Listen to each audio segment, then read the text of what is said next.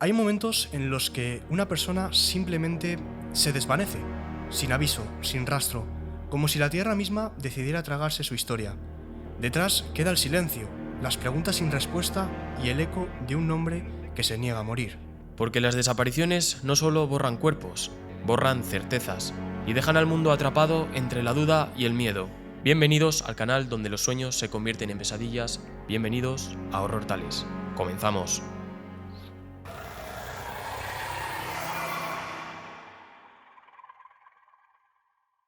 El rugido del motor del avión cortaba el silencio en mitad del Océano Pacífico. Dentro de ese avión se encontraba Amelia, que, deseosa de ver si había algo en el horizonte, intentaba encontrar alguna solución a la situación a la que iba a afrontar. Con la mirada fija en el horizonte, sentía cómo cada minuto se convertía en su enemigo, y con un último mensaje de auxilio, Amelia desaparecía de la faz de la Tierra sin dejar rastro alguno. Pero para conocer esta historia más a fondo tenemos que centrarnos en la que es la chica protagonista de hoy.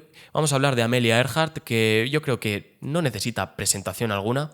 Es una mujer piloto con experiencia que ha hecho todo tipo de metas, todo tipo de hazañas, y que una de estas fue la trágica vuelta al mundo, ¿no? Circunnavegar el globo, que no acabó de la mejor manera, ni mucho menos. Amelia nace el 24 de julio de 1897 en la localidad de Hutchinson, en Kansas. La cuestión es que, a diferencia de muchos casos que hemos traído de infancias totalmente lamentables, Amelia iba a encontrar un camino por el que iba a poder seguir, ¿no? Y es que, a pesar de las comodidades que ofrecían sus abuelos por parte de madre, la parte de su padre no iba a pasar de la mejor manera posible.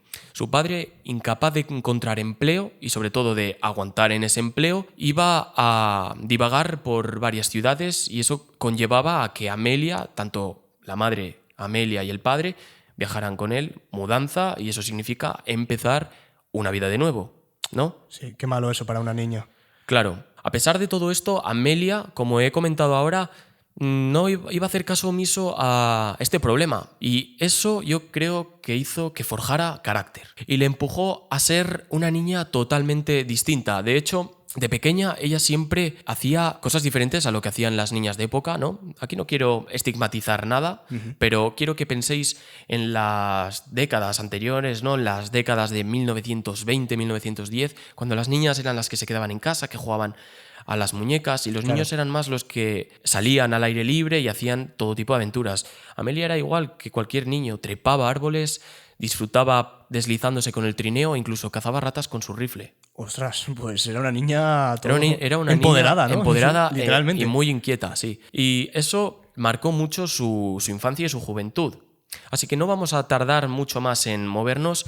Terminamos con el padre y la madre separados. La madre decide llevarse a la niña, Amelia, junto a su hermana, la tía de Amelia. Se van a Chicago, donde van a pasar allá todo el transcurso de la historia, hasta que vendría la Primera Guerra Mundial. Comienza la Primera Guerra Mundial y ya Amelia, de mayor, se mete a enfermera, y en este caso se va a ir a la ciudad de Toronto, en Canadá. En esta ciudad ella estaría trabajando en un hospital atendiendo a todo tipo de enfermos, pacientes, soldados de la Primera Guerra Mundial, entre ellos aviadores. Quiero encaminar esto hacia el mundo de la aviación, porque es allá donde va a navegar nuestra historia. La cuestión es que atendía a todos estos pacientes, y muchos de ellos, aviadores, le contaban todo tipo de aventuras, todo lo que habían vivido y cómo habían acabado, pues, en ese hospital. Y no solo eso, sino que empezó a acercarse más a estos campos de entrenamiento de las fuerzas aéreas, y a pesar de que este nuevo camino hacia el mundo de la aviación, ella nunca estuvo tan ligada a este mundo. De hecho, ella dijo una cosa. Ella describió, la primera vez que vio un avión, lo describió como una cosa de cables oxidados y madera. Nada interesante. O sea, no le gustaba, pero le llamaba la atención, ¿no? O sea, Por el momento no le gustaba. vale, al principio no le gustaba. Claro. Pero le va a coger gusto. Le va a coger mucho gusto. Vale. Va a volver a reunirse con su padre en 1920 junto a su madre, y en este momento nos vamos a encontrar en California, donde hay un espectáculo de aéreo, ¿no? Donde están los aviones haciendo, pues, los barrel roll. Sí, los típicos shows, ¿no? Sí, los típicos aviones. shows de aviación. Y ahí es donde Amelia empezaría a, según sus palabras, empezaría a ganar ese gusanillo por por los aviones. Claro, Eso hizo. normal. Es muy bonito verlo eso, pero también es muy peligroso. O sea, que Es muy hay que tener peligroso, cuidado. sí. Así que eso hizo, se montó en uno de estos aviones, porque dejaban montarse a la gente, y empezaron a volar, y desde ese momento Amelia quedó prendada por el mundo de la aviación. Es más, dijo una cosa, en el momento que se montó en el biplano, en ese espectáculo aéreo, ella comentó lo siguiente: tan pronto como despegamos sabía que tendría que volar. No tardó ni meses en apuntarse a clases de vuelo, y es que su profesora de aviación, Netta Snook, una de las primeras mujeres aviadoras del momento, empezó a darle clases. Y es gracioso que diga esto porque, a pesar de la leyenda de la que estamos hablando, Netta no tenía confianza alguna ¿No tenían confianza en ella? en ella. O sea, en la chica. Claro, Amelia. no tenía confianza alguna, pero En que aprendiese, ¿no? ¿Te claro, en refieres? que iba a ser alguien en este mundillo. Ya. Pero a pesar de ello, Amelia no se iba a dar por rendido, sino que iba a seguir y luchar por sus sueños. Eso está muy bien. Es un buen aprendizaje. Y eso hizo durante meses, entrenó y entrenó de manera loca. Entrenó para intentar ganarse un nombre en este mundillo. Y además de eso, compró un prototipo de avión al que apodó el Canario, The Canary. Y empezó a practicar con él constantemente. A pesar de las roturas de motor que eran muy frecuentes de la época, empezó a darle, y lo consiguió. Empezó a hacer algunos récords, empezó a romper récords. Y el éxito no se hizo esperar. En 1922 consiguió su primer récord de altitud, 4.267 metros. Nada mal. Ostras, para bastante ser bien. una principiante. Y para en haber el sido momento. menospreciada al principio por la profesora. O sea, Claro, que y- callando bocas, al principio. Claro, ya. callando bocas, sí señor. Y un año después consiguió la tan ansiada licencia de piloto, que básicamente le dio permiso ya para hacer todo tipo de retos que iban a llegar más guay. tarde. A pesar de todo lo que os acabo de decir, ella decidió hacer una pausa. Una pausa para recorrer toda Norteamérica con su madre, en un coche, al que apodó The Yellow Peril. Esto no sé muy bien por qué, pero decidió hacerlo. Al parecer los automóviles estaban siendo de moda y quería, pues, aventurarse un poco antes de volver de lleno al mundo de la aviación. Y eso fue lo que hizo. Nos vamos a trasladar a 1928. Han pasado 5 años desde su licencia de piloto. Y es que en abril de 1928 Amelia recibiría una llamada que fue la que le cambiaría la vida totalmente. Esta llamada se la hizo un capitán que fue contactado por un periodista al que necesitaba rápido una mujer aviadora. Al parecer, una burócrata estadounidense había comprado un avión. El plan de esta burócrata era cruzar el Atlántico con este avión, cosa que ninguna mujer había hecho aún. Entonces, esta idea le vino de perlas. Imagínate ser la primera mujer en conseguir esta hazaña. Claro, o sea, es que es perfecto. Es tocar el cielo. Sí, sí. Entonces, no tardó ni medio segundo en aceptar la propuesta. Propuesta que ella no iría sola. En total iban a ser 3 tripulantes en ese avión. Avión al que apodarían Friendship, amistad. Anda. Y con el que Bueno, conseguirían dar ese ansiado vuelo, ¿no? La cuestión es que estos dos acompañantes eran un piloto ya que se llamaba Wilmer Stultz, y el coordinador de travesía, Louis Gordon. Suena a Batman. Luis Gordon, sí, literalmente es Gordon. suena a película. Así que el 3 de junio de 1928 saldrían desde Halifax, desde Nueva Escocia. Eso es en Canadá, ¿vale? Pues para que no sepa, pues bueno, yo os ayudo un poco. La cuestión es que tendrían que esperar el mal tiempo para ya después retornar hacia la isla de Terranova, que es una isla enorme que se encuentra justo al norte de Canadá. Y ya de ahí, a pesar de ese clima adverso y de todos los vientos, completarían la misión. Y es que llegarían al sur de Gales, concretamente a Barry Port, con poca gasolina, pero llegarían sanos y salvos. Qué buena hazaña, en verdad, ¿eh? Sí, por desgracia aquí va a empezar un poco de la controversia y de la reflexión que yo he hecho. Al bajarse del avión había una multitud que vitoreaba a los 3 héroes. O eso es lo que pensábamos. Amelia iba a ser rodeada por todos los habitantes de Barry Port. Y es que básicamente pasarían de largo de estos 2 tripulantes. Cosa que Amelia reconoció que ella apenas había tocado el biplano. Y que en un intento de quitarse a toda esta gente lo había comentado. Pero claro, a pesar de estas palabras, nadie le había hecho caso. ¿Cómo que no había tocado el biplano? Apenas había manipulado, apenas había O sea, que ella no había pilotado. pilotado. Había pilotado, pero no tanto como los demás. Vale, entiendo. Claro, ¿acaso se le celebraba por su capacidad o logros? ¿O básicamente era porque era una mujer en un espacio de hombres? La cuestión aquí es que Amelia como os acabo de comentar, rechazó el mérito al instante. Pero claro, vamos a comentar un poco cómo los medios de comunicación fueron tan sensacionalistas, ¿no? ¿Es más rentable contar una historia a medias o contar toda la historia de verdad? Claro, esto no es una crítica hacia Amelia, esto es una crítica hacia el sensacionalismo que pues da el periódico. También quiero preguntaros vuestra opinión, qué pensáis acerca de esto, porque hay mucha gente, que más tarde vamos a explicar también por qué, pero hay mucha gente, críticos sobre todo, que piensan que Amelia no era una aviadora tan legendaria, era una aviadora más como podría haberlo sido cualquier otra. Ya, a ver, yo creo que ya sabemos lo que es la prensa, ¿no? Pero yo creo que la historia hay que contarla bien, real, ¿no? No simplemente guiarse por sensaciones, como dices tú. Pero bueno, Claro. es lo que es la prensa. Claro, Amelia no se quedó en ese rol impuesto de ser la heroína, al menos durante ese día, sino que aprovechó esa fama, ese inicio de fama, y lo hizo de una manera bastante inteligente. Empezó a hacer contactos, empezó a hacer nuevos retos, y esto le abrió un nombre que más tarde le va a llevar a hacer nuevos desafíos. El salto a la fama de Amelia fue, cómo no, otro desafío más, otro vuelo que, vaya, lejos de quedarse de esta fama pasajera, Amelia siguió promoviendo la aviación femenina. Habría clubes, el Club de los 99, que a día de hoy sigue abierto, que era exclusivamente para mujeres, y que ella es la presidenta y sigue, ella Sigue fue siendo la presidenta. Ya, ahora ya no lo es. Claro. Hace mucho no lo es. Ya. En 1932 decidió dar un paso más, ser la primera mujer en volar el Atlántico, pero esta vez sola. Lo iba a hacer sin acompañantes. ¿Y cómo iba a hacer esto?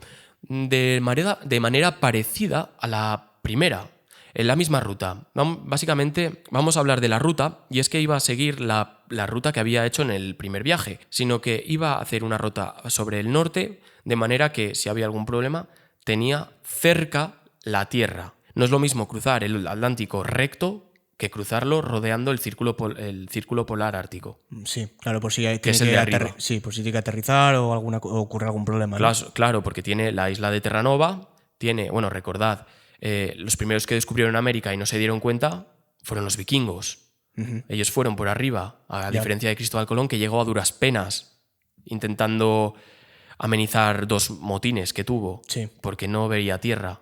Claro, lo mismo, sale de Canadá, llega a la isla de Terranova, la isla grande que os he comentado, y de ahí pondría dirección hacia el sur de Gales. La cuestión es que este viaje no iba a ser tan fácil. En este caso iba a partir con un Lockheed Vega totalmente modificado. A ella le gustaba mucho modificar los aviones para este tipo de aventuras. Sobre todo le gustaba quitarles el peso, intentar ayudar en todo caso para llevar más combustible, hacerlo más rápido, y cosa que lo iba a hacer durante y las siguientes aventuras que iba a traernos. Ella tenía también un par de técnicas para este tipo de viajes. Ella, para mantenerse despierta, iba a evitar el té o el café. Iba a utilizar sales. Ella lo que iba a hacer es acercarse a la sal y mantener el cuerpo vivo durante todo ese trayecto que iba a durar.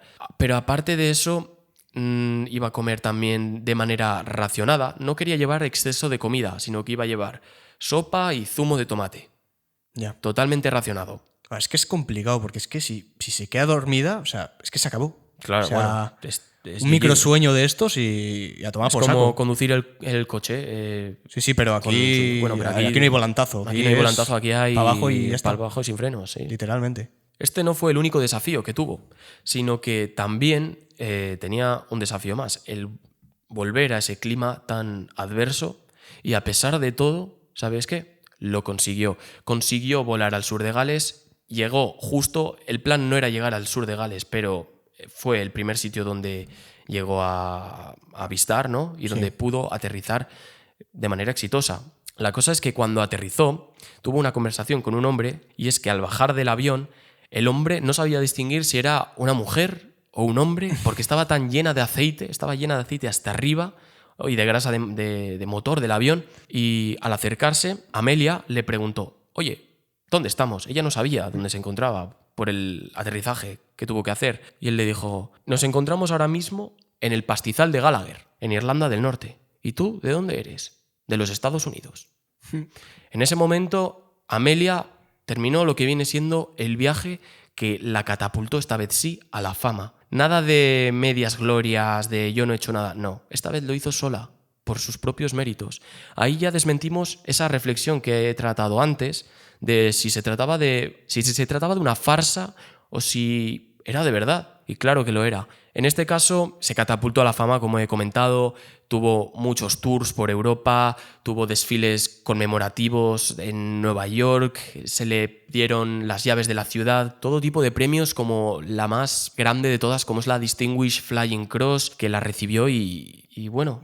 Qué brutal, ¿no? Eso fue para ella el tocar el cielo. Claro, Nunca sí, mejor dicho. De las personas más famosas en aquel entonces. Claro. Seguramente. Y no solo recibió esto, sino que rompió más récords aún. Fue la primera mujer en cruzar el Atlántico. Fue la primera que lo hizo 2 veces. Fue la que lo hizo sin parar, sin hacer escalas en ningún momento. Y fue la mujer, todo esto en el ámbito femenino, ¿vale? Porque igual hay alguien que lo hizo. No, ámbito femenino. Y tuvo también el récord en el menor tiempo posible. Esto a Amelia le hizo labrarse un nombre. Y no solo llegó eso, sino que llegaron los contactos. Aquí empieza el verdadero business. Estos contactos eran sobre todo entre presidentes. Era amiga también de la mujer de Roosevelt y gracias a ello tuvo contactos con empresarios que le podrían ayudar más tarde con varios desafíos que estaba a punto de cometer.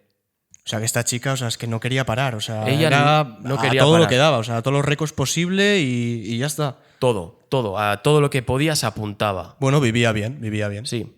Además de eso, conseguía hacer viajes totalmente descabellados, desde Hawái hasta California, volando con un avión. Tenía a veces problemas, pero no resultaban en accidentes más allá de lo más grave, ¿no? Que es lo más grave que puede ocurrir en un avión, pues que te estrelles y que te mates. Pero el problema es que el que juega con fuego se quema. Y eso, por desgracia, iba a llegar. ¿Cuándo? Te preguntarás. Van a pasar varios años. Nos vamos a trasladar a 1935, cuando a Amelia, cansada ya extasiada por la victoria, tenía hambre. ¿Qué más puedo conseguir que no haya hecho ya?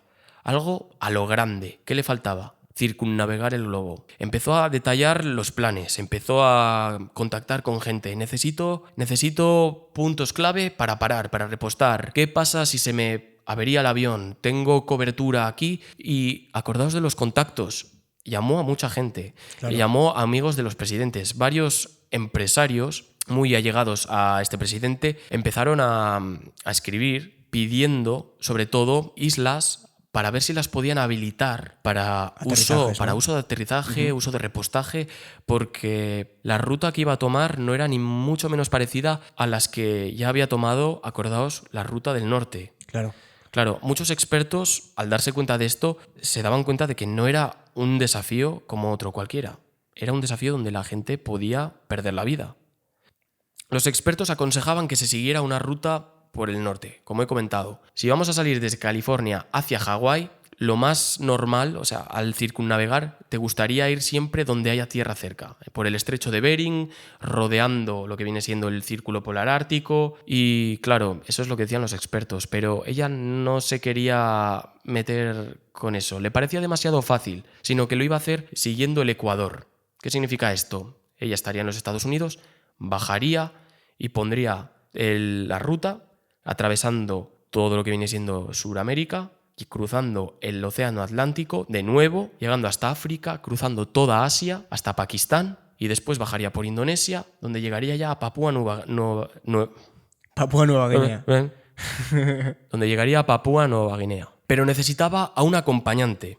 Necesitaba a alguien experto, no como el Chocas, más experto. ¿Más experto que el Chocas? Más experto que Imposible. el Chocas. Es muy difícil, pero es posible.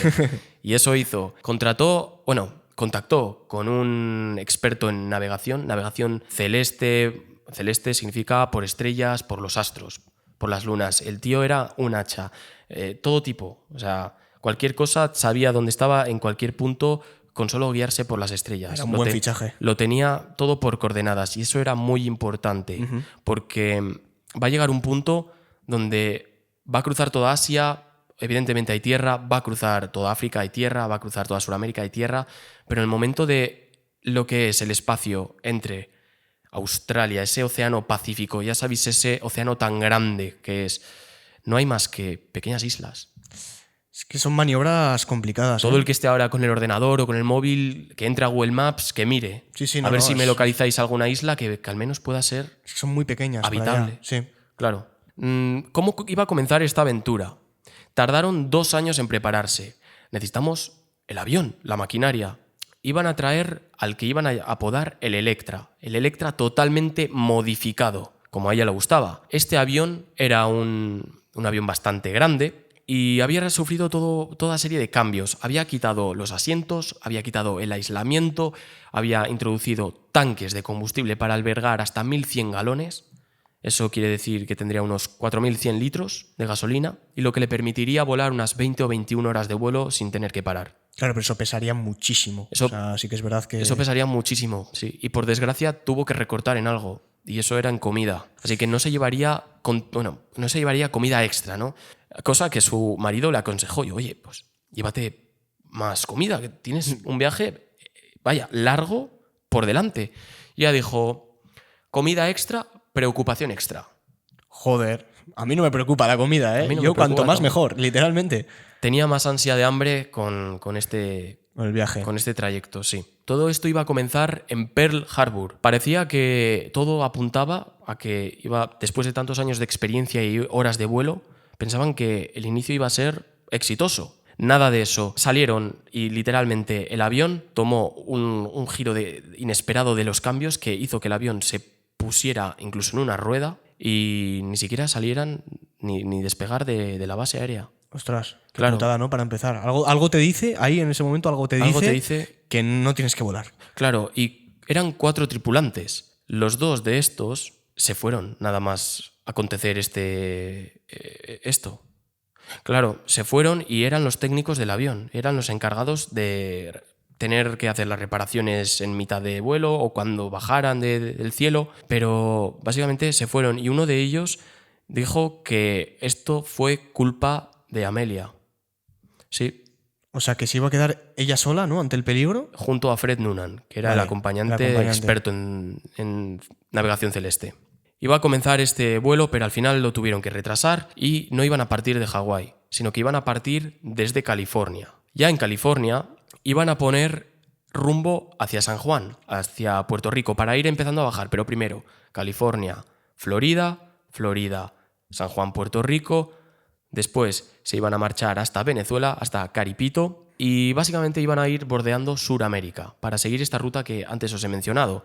Iban a cruzar el Océano Atlántico de manera que fuera cercano la punta de Brasil con la punta de África. Iban a aterrizar en Dakar, en Senegal, no la Dakar de Arabia Saudita.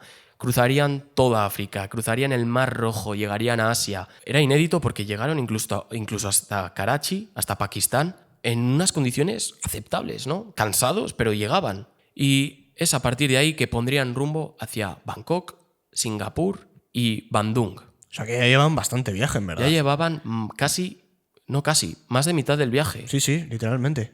Y es ya cuando empezaban a encarar lo que viene siendo hacia las islas, ¿no? De las que tanto hablábamos. Se encontraban ya en Polinesia. Había algunos percances. Cuando llegaron a Bandung, está en Indonesia, no solo el clima adverso les hizo que les retrasara, averías mecánicas, y sobre todo Amelia cayó enferma por disentería. La cosa no pintaba bien, pero de alguna manera avanzaban y por fin llegaron a Papúa Nueva Guinea. Esta vez sí. Iban a llegar a la ciudad de Lae, que en ese momento era uno de los últimos aeropuertos del continente antes de emprender el viaje tan difícil que iba a llegar hasta ese destino, ¿no? Iban a salir un 29 de junio de 1937. Estaba todo preparado, pero quiero que recordéis una cosa, acordaros del accidente de Pearl Harbor, porque va a ser importante. Empiezan el viaje y Amelia ya había contactado tiempo antes con un barco. Este barco se llamaba Itasca, era un guardacostas estadounidense que básicamente trataba de ser de apoyo. Evidentemente esto lo financió Roosevelt y tenían siempre alguna ayuda abajo. Este estaba estacionado en una isla, la isla Howland. Esa isla iba a ser clave para esta operación. Esa isla iba a ser de estación de servicio para ya, desde el continente hasta la isla Howland, repostar y terminar el viaje. Sin esa isla, el viaje no se podía realizar. La vuelta Vale. no se podía realizar. Y así empezó. Habían retomado vuelo. Todo parecía estar bien, pero había algunos fallos mecánicos. Habían acordado hablar en algunas frecuencias, ¿no? La radio en ese momento no era tan avanzada, ni mucho menos como la de hoy en día, Ya. ni tampoco tanto como la de la Segunda Guerra Mundial. Estaba llegando el momento, ¿no? La tecnología. Pero antes he hablado del accidente. Por culpa de este accidente, yo es a lo que llamo ponerse la soga al cuello. Porque cuando trasladaron el avión a California, este avión le cambiaron todos los cables que servían de transmisores o de gran alcance, los quitaron, los removieron. Y algunos de ellos incluso los quitaron porque estaban averiados o no se los pusieron. Claro, De ¿y vuelta. ¿y estos cables para qué eran? Para comunicarse. Para comunicarse con el Itasca. Ostras, qué cagada, ¿no? Sí, tenían herramientas para poder comunicarse. Amelia tenía herramientas para poder comunicarse, pero tenía herramientas que los del barco desconocían completamente. Y eso puso también una condición más al destino de estos dos. A pesar de tener a uno de los mejores cartógrafos y navegantes en el avión, seguirían el rumbo hacia la isla Howland. Y es a las 7:20 que su posición estaría a 232 kilómetros de esa isla. Iban a hacer un último contacto con el aeropuerto de Lae, desde donde salían, que les decía que iban a ir hacia Howland, a unos 3.500 metros de altitud. La cosa se iba a poner seria en el momento que, al hacer comunicación, no habría Un receptor, ¿no? Un receptor. Claro. Ella comunicaría lo siguiente: a las 8 de la mañana, por favor, definan nuestro rumbo. Esto, el Itasca. El Itasca se iba a encargar de dirigirles un poco, para interceptar y saber dónde se encuentran, para poder llegar allá, ¿no? Sí. La cuestión es que no recibían nada. Y lo peor aún, acordaos del aislamiento. Ella le quitó todo el aislamiento al avión. Y cuando hizo eso, no se escuchaba nada más que el sonido del motor. Era todo el rato. Todo el rato. Incluso te voy a decir una cosa. No hablaba con su compañero que estaba al lado, como tú y como yo, sino que por culpa del sonido tan grande que emitía los motores del avión, para comunicarse se pasaban notas. Buah. Claro. Y esto hizo que la situación fuera peor de lo que Claro, era. la comunicación fatal. Claro, la comunicación fue -3. Pasarían horas y horas y horas y Amelia vería algo escalofriante. Vería que el horizonte no se acababa, no veía nada, ni agua, no veía más que agua alrededor. De nuevo, por favor, definan nuestro rumbo. No había mensaje de vuelta. Claro, Amelia estaba pensando, ¿y si no llegamos? ¿Doy la vuelta?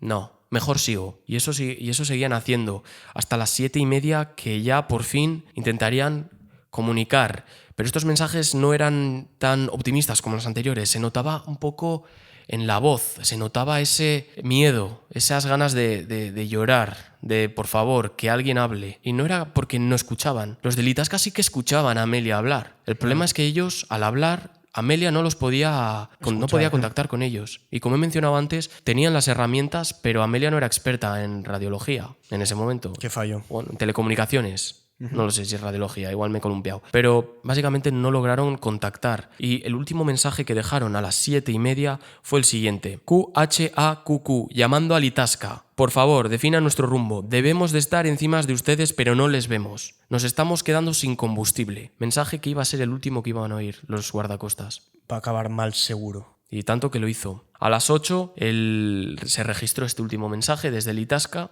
y al ver que no habría mensajes de vuelta, emprendieron rumbo hacia el último punto donde se emitió ese mensaje. Y tanto que hicieron, a las 8:30 se dirigieron allá, pero no había ni rastro de ese avión. Por desgracia, ese avión había desaparecido junto a los dos tripulantes, Fred Noonan y Amelia Earhart. Lo que parecía una aventura, que no quedaba nada, quedaban 11.000 kilómetros de 33.000 que habían hecho ya. Un último empuje se convirtió en uno de los misterios de la aviación más extraños de ese siglo. O sea, y ya está. No se sabe.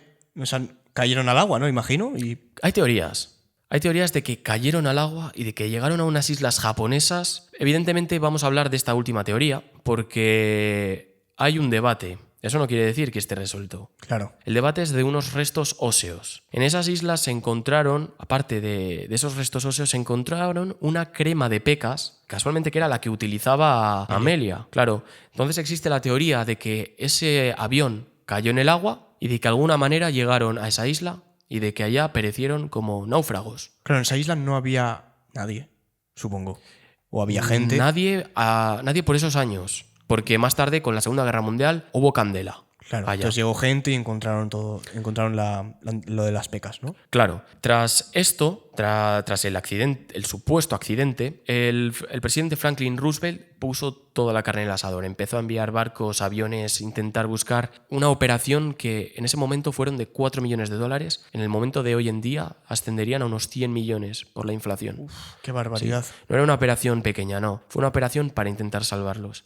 Pero no encontraron nada. Hablaban de un fuselaje perdido, hablaban de cualquier cosa, pero no encontraron absolutamente nada que les llevara a esa pista. Habían más islas, esto ya años después, había una isla donde hay mucha gente que debate que en Google Earth, en esa isla, se podía comprobar que había un resto de naufragio en una de esas costas. Ya. Pero, bueno, voy a desmentirlo ya. Ese naufragio no es de un avión, es de un barco, pues...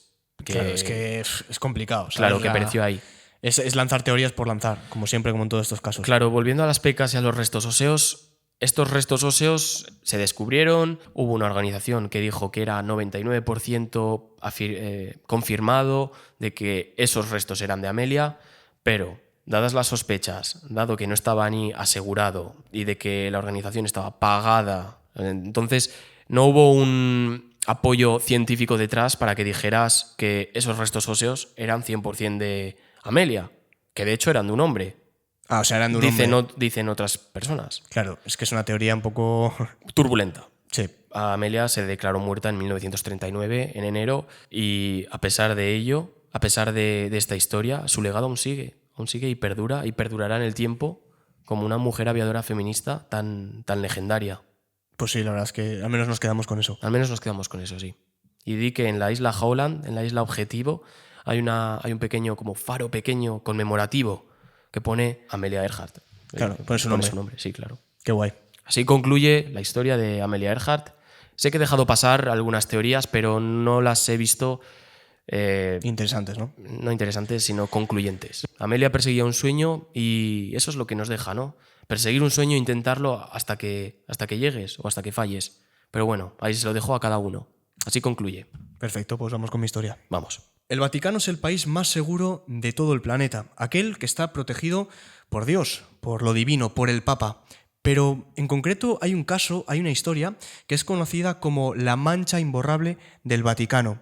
Esta historia se llama la desaparición de Manuela Orlandi, una chica de solamente 15 años que desapareció y 40 años más tarde todavía no se sabe dónde está y qué ocurrió.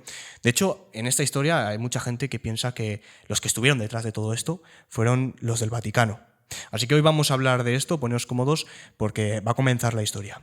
Voy a presentaros a la que va a ser nuestra protagonista, Manuela Orlandi, una chica de 15 años, ciudadana del Vaticano, y quiero comentar un poquito quién es su padre. Su padre era un funcionario que trabajaba en la prefectura de la Casa Pontificia, y esto es importante de mencionar porque puede ser un objetivo para cualquier persona que quiera hacer daño al Vaticano. Es muy difícil herir al Papa, ¿no? Pero sí que puedes atacar a una persona que se encuentre trabajando ahí donde el Papa. ¿Hubo atentados? Hubo atentados y luego vamos a hablar de eso. Sí, lo sé. ¿Vale? Bien. Vamos a irnos al miércoles 22 de junio de 1983, el día clave donde nuestra protagonista, Emanuela, tenía que ir a unas clases de música. Estas clases de música no se encontraban en el propio Vaticano, sino que tenía que desplazarse en autobús hasta Roma. Vale, aquel miércoles o viernes, que eran los días donde solía ir a las clases de música, pues ella se encontraba un poco perezosa. No le apetecía salir a coger el autobús, así que le preguntó a su hermano Pietro, que era su hermano mayor, que tenía un coche, a ver si le podía acercar de alguna manera. Y hacerle el favor. Eso es, y hacerle el favor. Claro, ¿qué es lo que dice su hermano Pietro? Mira, Manuela, no me apetece, estoy cansado, tengo otras cosas que hacer, así que simplemente pues le dice que no. Claro, esto más adelante, años más tarde, va a confesar Pietro que se arrepiente porque, pues, si lo hubiera llevado aquel día a las clases de música, pues Emanuela estaría aquí con nosotros y yo no estaría hablando de esto. Bien, Emanuela sobre las 4:30 de la tarde sale de su casa en dirección a la parada del autobús. Coge el primer autobús y llega a Roma, a una plaza donde le deja el autobús y de ahí tiene que poner rumbo hacia las clases de música. Tenía unos minutillos andando. La cosa es que cuando está llegando a la clase de música le para por el camino un hombre misterioso. Este hombre le ofrece una oferta de trabajo. Le dice, mira, te ofrezco 375.000 liras por solamente 2 horas vendiendo productos de una marca de cosméticos que era conocida como Avon. Claro, Emanuela se queda así mirando y dice, hostias, 375.000 liras. ¡Qué ganga! Era muchísima pasta por 2 horas. Dice, a ver, me gusta el trabajo, pero no puedo decirte que sí porque tengo prisa, que tengo que ir a clases de música y tengo 15 años, necesito el consentimiento de mis padres. Es muy sospechoso también, ¿eh? Claro. Aquí es cuando el hombre le dice, mira, no te preocupes, yo te dejo que después de las clases de música hables con tus padres y luego lo hablamos, quedamos por aquí. Perfecto. Va a las clases de música y a las 7:20 de la tarde, 10 minutos antes de que terminara la clase de música, sale y se va a la cabina de teléfono más cerca de las clases. Coge el teléfono y llama directamente a su casa. ¿Quién coge el teléfono? No cogen sus padres. Coge Federica, que es una hermana suya mayor. Y le comenta a Federica lo siguiente. Me he encontrado un hombre, me ha ofrecido 375.000 liras por 2 horas y pues la verdad es que no sé qué decirle, necesito consultarlo con los papás. Federica dice, a ver, los papás no están en casa, pero yo te digo una cosa. Esto pinta a que hay gato encerrado. Esto pinta muy raro. Nadie te va a dar 375.000 liras por 2 horas trabajadas. Así que, olvídate, no quedes con ese hombre que no lo conoces de nada y vuelve a tu casa.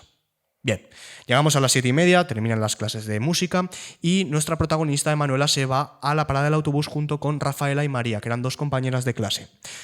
Durante el camino le dicen, oye, me ha pasado esto, la oferta de trabajo. Y las 2 chicas le dicen lo siguiente, no sé, Manuela, pinta un poco raro, ¿vale? Vuelve a casa, es lo mejor. Todo el mundo le decía Todo el que no. mundo le dice lo mismo, pero ella piensa lo contrario. Llegan al autobús, se abren las puertas, entra Rafaela y María y cuando se dan la vuelta se dan cuenta de que la puerta del autobús está cerrada y Emanuela no está dentro. Empiezan a mirar por las ventanas del autobús y se dan cuenta de que está Emanuela en medio de la plaza del Corso de Rinascimento y empieza a andar por la plaza hasta que se desvanece entre la multitud.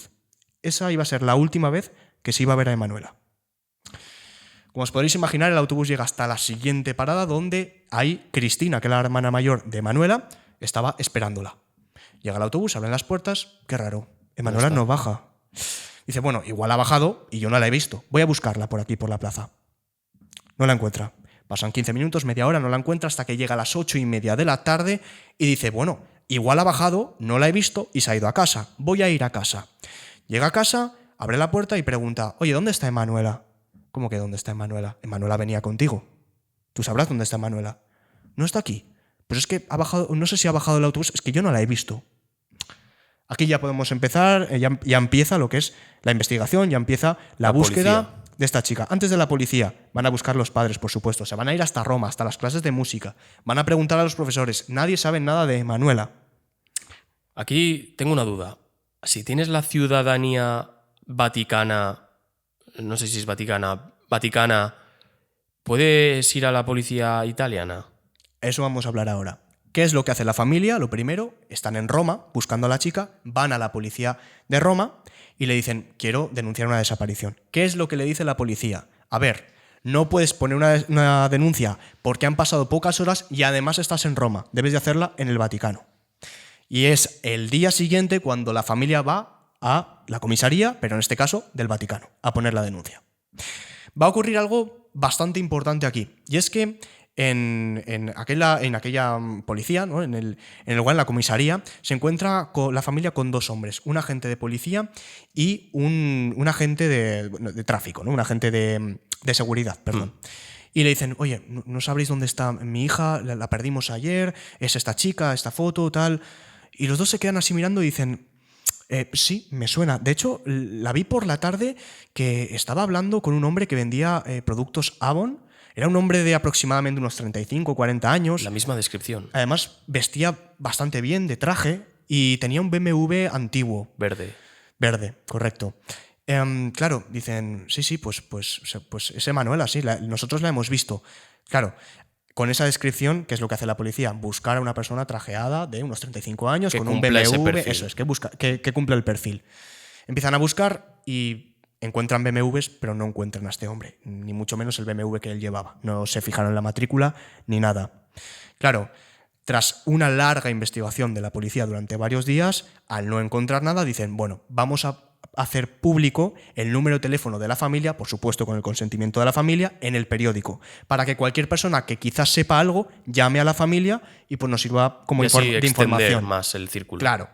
Bueno, te puedes imaginar lo que ocurre tras publicar este número de teléfono. Miles de llamadas. Cientos, miles de llamadas, pero, como en la mayoría de los casos de desaparición, ¿cuáles de ellas son útiles? porque la mayoría no son útiles. Bueno, todas no son útiles, pero en concreto va a haber una que sí que es útil. Nos vamos al sábado 25 de junio, donde llama un hombre conocido como Pierluigi. Este hombre confirma a la familia que se ha encontrado con una chica con rasgos muy parecidos a Emanuela. Claro, dice, mira, me acerqué a la chica, estaba muy cerca de la plaza, cerca de donde se encontraba la clase de música, y hablé con ella, le pregunté que quién era, y me dijo que se llamaba Bárbara, y le dije, anda, ¿y qué haces tan joven vendiendo estos productos de la marca Avon? Sí, pues bueno, pues estoy vendiendo tal, vale. Oh, veo que tienes una flauta. ¿Podrías tocarme la flauta? No, es que mira, no toco la flauta ahora porque, bueno, estamos en medio de una plaza y si no llevo las gafas puestas, no leo la partitura. Qué curioso esta información, qué casualidad, que tras colgar la llamada a Pierluigi, la familia pensó y dijo, no hemos hecho público que lo de Avon, que vendía productos Avon, no lo hemos hecho público, ni tampoco que la chica tenía una flauta para las clases de música y que necesitaba unas gafas para leer la partitura. Era ese hombre. Literalmente la descripción de Manuela. O sea, literalmente la misma... O sea, pero claro, la chica se llamaba Bárbara. Qué raro. O ella se hacía llamar Bárbara. Quizás le estaban obligando a cambiarse el nombre. Bárbara. Puede ser. Puede ser. Este hombre, Pierluigi, vuelve a llamar otras 2 veces más, soltando algo de información, la cual no sabemos, hasta que la policía le dice, oye, si vuelve a llamar a este tal Pierluigi, graba la llamada porque quizás tiene algo que ver. El problema es que no vuelve a llamar. Se hacen 3 llamadas y ya no se llama nunca más. Pero va a venir otra llamada que también va a ser muy importante. Nos vamos a ir al 27 de junio, donde llama un tal Mario. Este Mario dice que también ha visto a una chica que se parece bastante a Emanuela. Cuando se acercó y le preguntó por su nombre, le dijo, me llamo Bárbara. El mismo nombre que la de Pierluigi. También vendía productos Avon. Y le preguntó, oye, ¿qué haces tú aquí sola? ¿Dónde están tus padres? No sé. Tan joven. Tan joven. Sí, pues mira, es que me he escapado de casa. Y lo más probable es que vuelva a casa el año que viene, que es la boda de mi hermana. Qué casualidad, el año siguiente era la boda de su hermana Cristina, la hermana mayor. Y es la misma chica, la misma Bárbara, que vendía productos Avon. Y esto no lo habían filtrado. Todo esto, claro, no lo habían filtrado. Estos son 2 llamadas de personas distintas, claro, que en teoría no se conocen de nada, y estos son llamadas a la familia anónimas. Claro, claro. Qué curiosidad, ¿no? Aquí ya empieza a ponerse el caso un poco calentito. No solamente termina aquí la llamada, va a ocurrir algo terrorífico. La familia que dice, ostras, y la chica, esa tal Bárbara, ¿cuánto mide? ¿Cómo es? ¿El pelo? Dinos más información. Y de repente se escucha al otro lado de la llamada una voz masculina que dice lo siguiente, no más. Y se cuelga la llamada. Toma ya. Un no más. O sea que podemos decir que había una persona detrás de Mario que estaba como dando órdenes, diciéndole, no más información, hasta aquí, cuelga la llamada.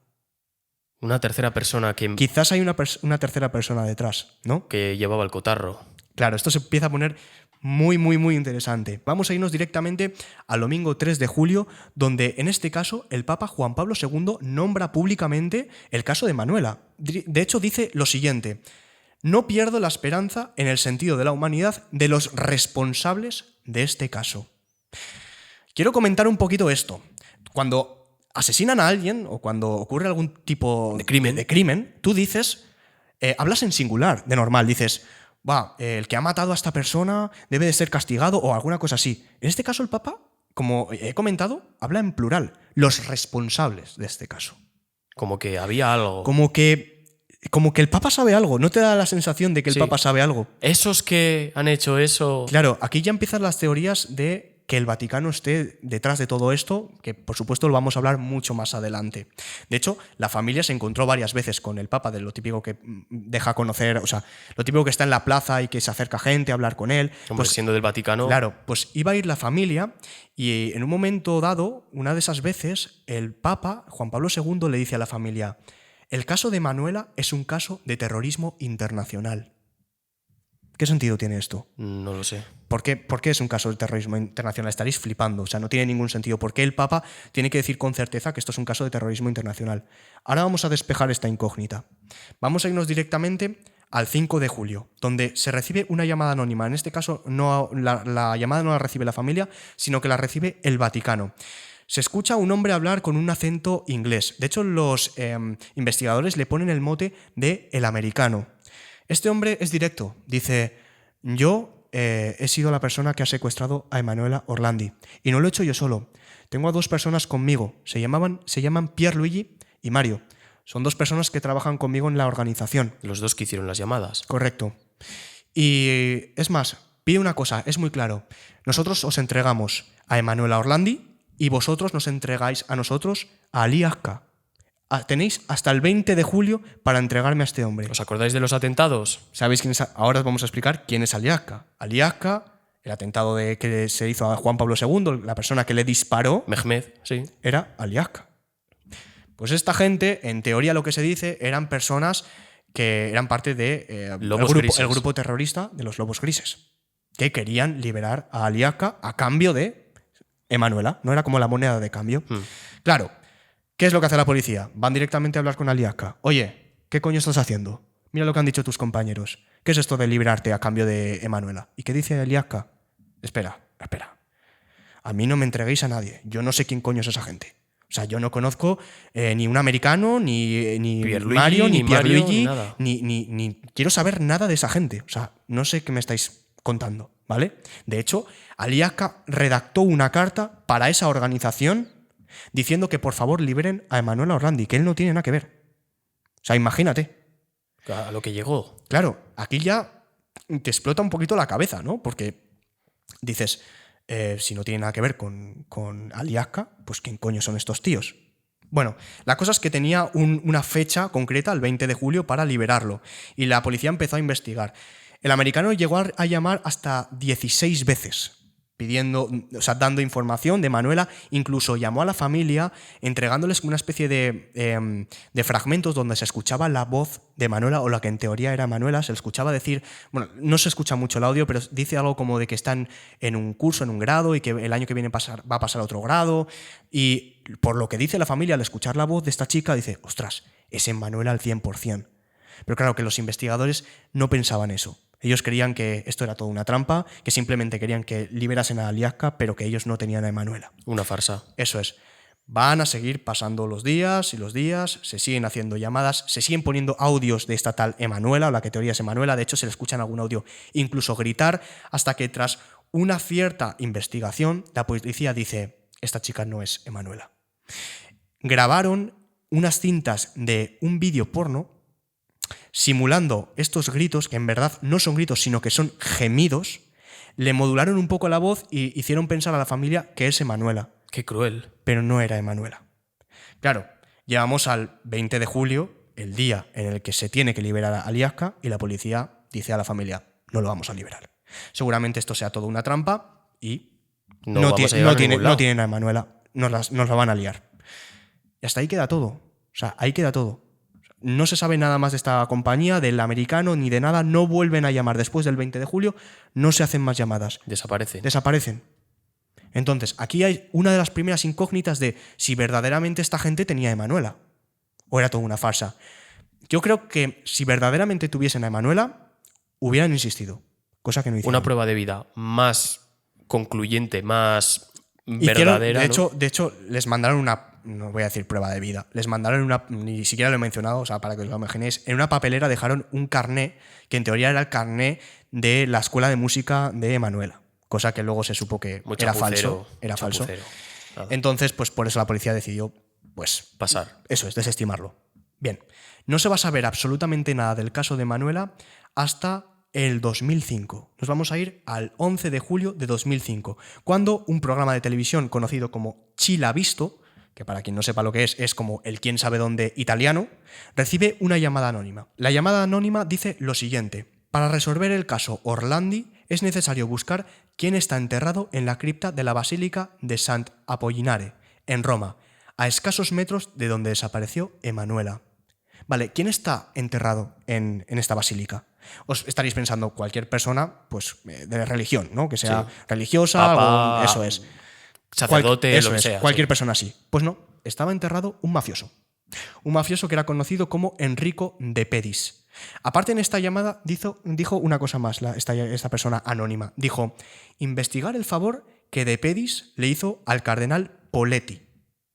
Aquí ya estamos mezclando mucha información. Mafiosos y religión. Un mafioso, religión, un favor que en teoría le debe a un cardenal. No sabemos qué favor es. Quizás podemos decir que le hizo un favor a este cardenal y por eso le enterraron en esta basílica, pero lo vamos a ir descubriendo poco a poco. Qué mal que eso se lleve de la mano. Ya. Religión y mafia. Sí. Y de hecho la teoría más grande va a ir por ahí, ligada, ¿vale? Bien. Por supuesto, se abre la tumba de donde se encuentra De Pedis, se cogen muestras de ADN, ahí no hay ni un tipo de ADN de Emanuela, ahí no hay nada. Está De Pedis, pero no hay ni un solo rastro de Emanuela. Así que se vuelve a desestimar y nos vamos a ir directamente al 2006, donde en el mismo programa llega una invitada que se llama Sabrina Minardi. Esta confiesa que era amante de Enrico De Pedis y le acusa a él y se acusa a sí mismo de que ellos habían sido las personas que habían estado detrás de la desaparición de Emanuela. O sea, imagínate que ir a un programa que es número 1 en tendencias y decir eso, que ha sido la persona que ha llevado a cabo esta desaparición de esta chica. Bueno, no solamente dijo esto, sino que dieron mucho más detalles. Dijo, ocultamos a Emanuela drogada en un apartamento de Torbainica durante varios días y después la llevamos a Roma. Todo esto lo hicimos en un BMW. Aparte de toda esta información, también un tiempo más adelante dijo que ella fue la encargada de meter a Emanuela en el BMW y llevarla hasta una gasolinera del Vaticano, donde la niña fue entregada a un hombre vestido de sacerdote. Madre mía. Vale, vamos a aclarar cosas aquí. Primero, para quien haya estado atento y listo, llevaron a la niña en un BMW antiguo. ¿Os acordáis del hombre que le hizo una oferta de trabajo a esta chica? Un hombre que tenía unos 35 años, que iba trajeado y que tenía un BMW antiguo verde. Qué casualidad que De Pedis, por aquel entonces, tenía unos 35 años, era un mafioso, vestía de traje y tenía un BMW antiguo con el que transportó a Emanuela. No solamente esto, hemos hablado de la llamada anónima donde se dice que De Pedis hizo un favor al cardenal Poletti. Y aquí, en este caso, Sabrina dice, entregamos a esta chica a una persona que iba vestida de sacerdote. Quizás puede ser el cardenal Poletti. Quizás todo cuadre. Quizás todo cuadre. Puede ser. Una de las teorías más grandes y puede ser que todo cuadre, ¿vale? La policía, de hecho, encontró el BMW en teoría de Pedis, lo analizaron, no había ni un rastro de ADN. Así que esto empezó a bajar un poco la credibilidad de esta chica, de Sabrina. También es verdad que esta estaba bastante tocada. Se drogaba continuamente, cambiaba su discurso cada cierto tiempo, entonces esto le restaba bastante credibilidad, ¿no? Igual solo quería fama. Claro, pero te voy a decir una cosa. Pietro, que era el hermano de Emanuela, sí que pensaba al 100% y decía que De Pedis trabajaba para el Vaticano y que secuestraba a Emanuela para entregársela al Vaticano. ¿Por qué motivo le entregaría a una chica tan joven al Vaticano? Y es que aquí es cuando vamos a entrar en la hipótesis sexual del Vaticano, que se hacían fiestas clandestinas. Por aquel entonces, y ahora mismo actualmente también, se escuchan rumores de que pedofilia del Vaticano, cosas que incluso han sido confirmadas. Entonces, no es tan descabellada esta teoría, ¿no? Siempre ha estado ese rumor negro, claro, ¿no? Claro. De esos problemas que ha tenido la Iglesia, ¿no? Eso es. Por eso no es tan descabellado. Aparte, en 2012, un exorcista del Vaticano, conocido como Gabriele Amorth, publicó un libro donde afirmó lo siguiente. Se organizaban fiestas en las cuales yo mismo estaba involucrado como reclutador de muchachas. Creo que Emanuela fue víctima de esto. Una persona que trabajaba directamente allá. Era un exorcista. Un exorcista. O sea, trabajaba allá. Con lo cual... Lo que habrá tenido que ver ese hombre. Claro, ¿hasta qué punto esto es real? ¿Hasta qué punto esta teoría es real? Quizás ese fue el favor, ¿no?, que le hizo De Pedis al Vaticano, ¿no? Entregarle muchachas, en este caso Emanuela, para luego abusar de ellas. Dejadnos también vuestra opinión. Sí, igual, claro, por supuesto. Seguro que habrá un montón de teorías de esto, claro, aunque esta sea la más fuerte. Esta es la más fuerte, y no solamente esto, ¿vale? O sea, porque vamos a ir al 2013, donde Pietro tiene una reunión, por así decirlo, se encuentra con el Papa Francisco, en este caso ya es el Papa Francisco, habla con él, y al acercarse el Papa le dice lo siguiente: Emanuela está en el cielo. A ver, ¿cómo que Emanuela está en el cielo? Cuando una persona ha desaparecido, tú no dices que se ha muerto, ¿vale? Pero está en el cielo es que se ha muerto, ¿vale? Entonces es como que hay demasiadas cosas que los papas están diciendo y que para mí es como... no sé, es como confirmar algo o darte a entender que Emanuela... Dejar algo en el no aire. sé, todo el dejar algo en rato. el aire que te lo podrías ahorrar, ¿no? A mí me da la sensación de que los papas saben algo, ¿no? También, como que el Vaticano está detrás. Por la manera en que se comportan y lo que Claro. dicen. Entonces, vamos a irnos a otras 2 teorías más. Hay muchísimas teorías, ¿vale? Pero yo he traído 2 más que considero que son como las más Viables. viables, ¿no? De contar, ¿vale? Porque hay mucha muy descabellada. Y una de ellas es la de gastos en Londres. Y es que la familia Orlandi pidió que se reabriera el caso en 2017, ya que un periodista conocido como Emiliano Fittipaldi, como el grupo, publicó un libro donde aseguraba que había encontrado un documento real del Vaticano que revelaba que se pagaron 483 millones de liras para mantener alejada de su domicilio a la ciudadana Emanuela Orlandi. Presuntamente la mandaron a Londres. Por eso mismo, gastos en Londres se llama esta teoría. ¿Hasta qué punto es cierto esto? Yo voy a dar mi punto de vista. Primero, hemos hablado que esto es de un periodista.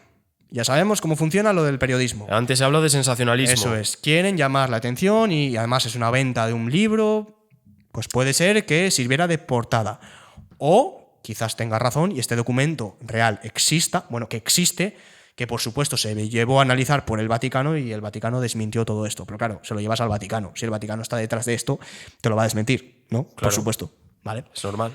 Y nos vamos a ir a la última teoría, que es la apertura de una tumba en 2019. Y es que en 2019 la familia recibió una carta anónima que decía que debían de buscar un ángel que estaba en una estatua de un ángel que se encontraba cerca de unas tumbas y que debían de abrir las tumbas a donde apuntaba el ángel. Claro, fueron allá a un cementerio, buscaron esta estatua del ángel, la encontraron, apuntaba hacia 2 tumbas y estas 2 tumbas casualmente eran de las princesas Sofía de Hohenlohe, bueno, nombres muy raros, y Carlota Federica de otro nombre alemán. Bueno, eran 2 princesas alemanas, ¿no? Entonces, en teoría, Emanuela estaba enterrada en estas tumbas. Cosa que... Abrieron las tumbas, no estaba ni Emanuela ni las princesas. O sea, ahí no había nada. Así que otra teoría que no sirve para nada. Y por supuesto, aquí hay más teorías, las cuales no voy a hablar porque es que, sinceramente, nos vamos a mucho tiempo y no tienen ningún tipo de sentido.